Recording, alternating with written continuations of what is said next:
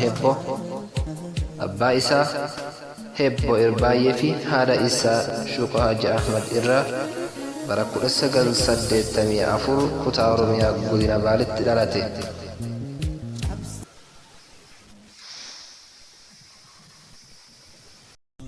Biyya seenaa qabdu qabna feenaan kottu nu daawwadhu haranna bulluqiin jira dhufnaan achi na gaafadhu.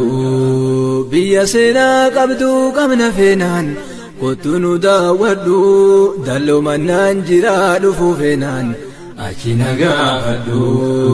Hayyuu seenaas baay'ee qabna feenaan kottu irra baradhu karaa qofaa si rakkisaa dhufuuf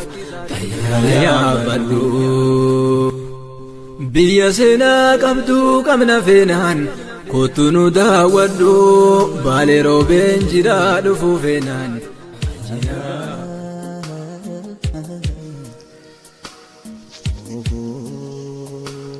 Ustaaz Kamaal Hebboo dhalatee hanga jireenya isaa gabaabduu keessattis barumsa amantaa fi barumsa idilees barate.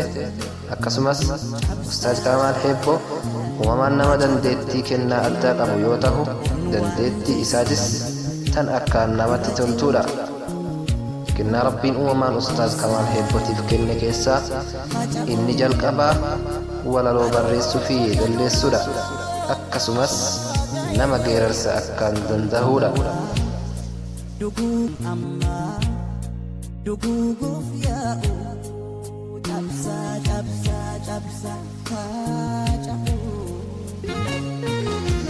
Egaa Ustaaz Kamaal jireenya isaa gabaabduu keessatti walaloo bifa nashiidatiin yeedalleessuudhaan yeroo gabaabduu keessattis nama beekamtii fi jaalala guddaa uummata biratti argateedha. Ustaaz Kamaal Hebboo nama sagalee isaa filannoo malee qalbii nama booji'uun onnee namaa seentudha. Akkasumas Ustaaz Kamaal Hebboo nama geerarsaan onnee jibbiisan guutamtee raasuun gara jaalalaatti deebisuudha.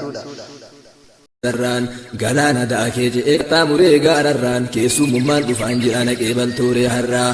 Warri Eeshiyaa jirtan na fudhadhaa bahararraa karaa miilaanii malee gaheera basaasurraa.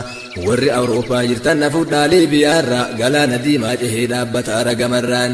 Biyya meeqa qaxxaamurree Afrikaa kibbaas irraa bakki nun jirre eessa ardiilee torban irraa qaamaan gargar baanullee yaadaan walumaan jirra waca simbiraa dhagaye.